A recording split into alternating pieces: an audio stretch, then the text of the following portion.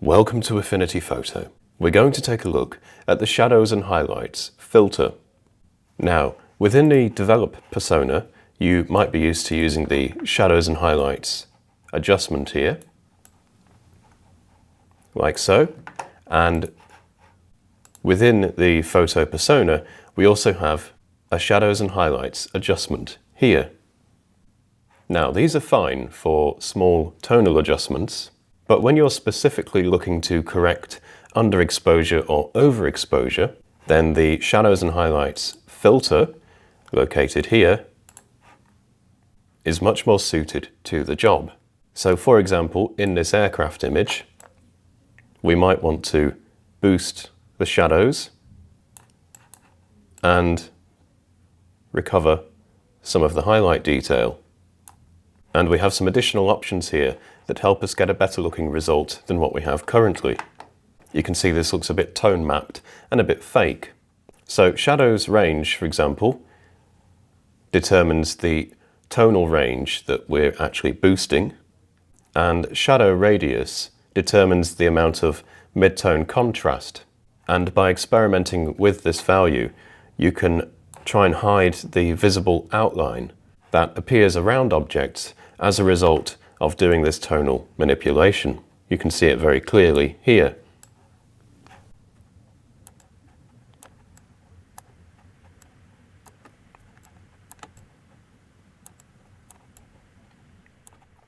Okay, so what we've done here is found a set of values that allow us to recover the shadow detail, recover the highlight detail, and reduce the artifacting around the edges here. So we'll go ahead and click Apply. Then from there we can further modify the image, add all our tonal adjustments, but we get to work with more of the shadow detail and more of the highlight detail.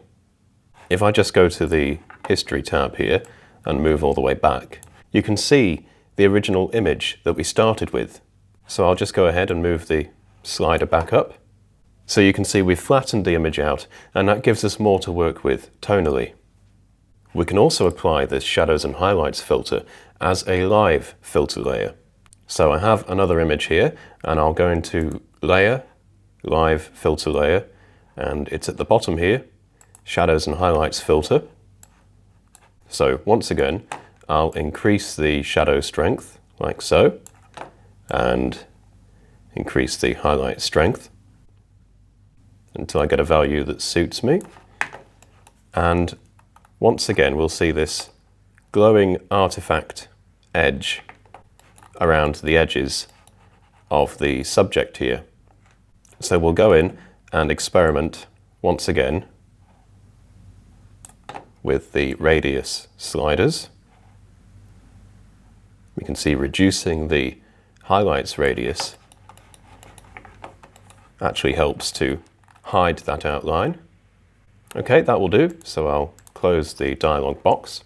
And of course, the benefit of having this as a live filter layer means that further down the line editing your image, you can of course go back in and tweak it however you want.